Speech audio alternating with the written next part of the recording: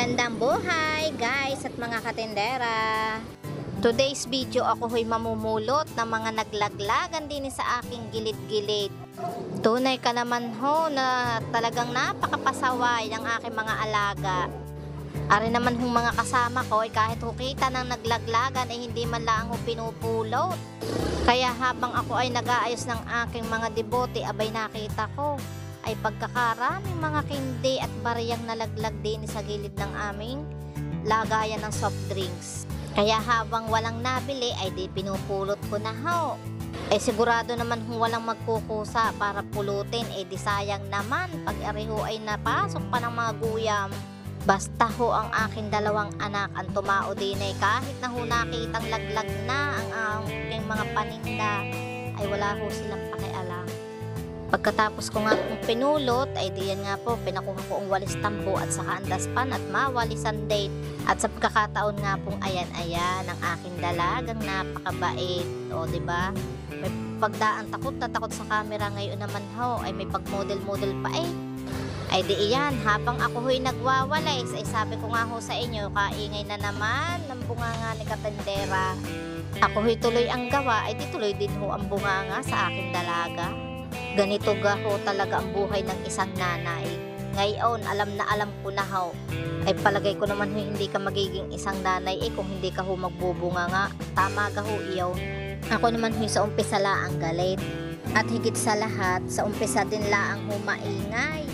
Ay pagka naman ho kayo nagngangawa ng gawa, ay wala din naman ho mangyayari kayo din ho ang gagawa.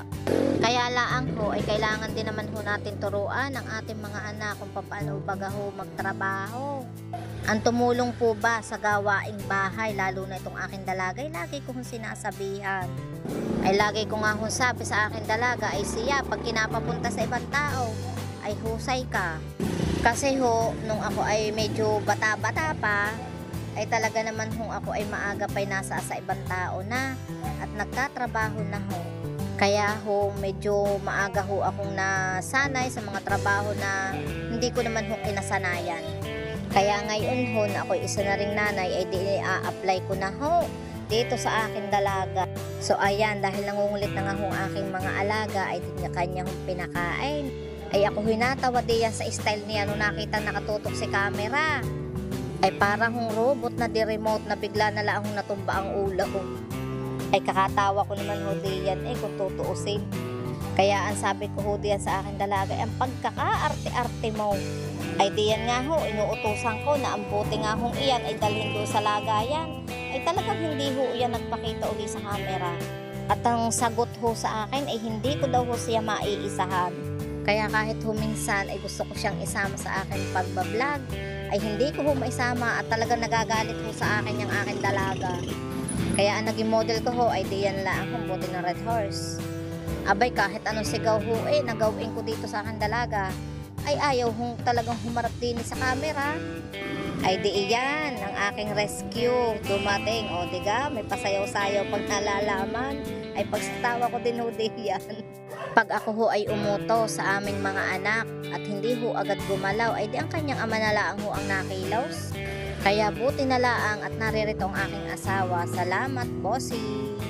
Ay siya'y paano, hanggang dito na lamang po ang aking mini vlog. At thank you so much sa inyong panonood. Like, share, and comment. At syempre, pakipollow na din po ang aking profile. At syempre, may YouTube din po ako, Katendera Vlog.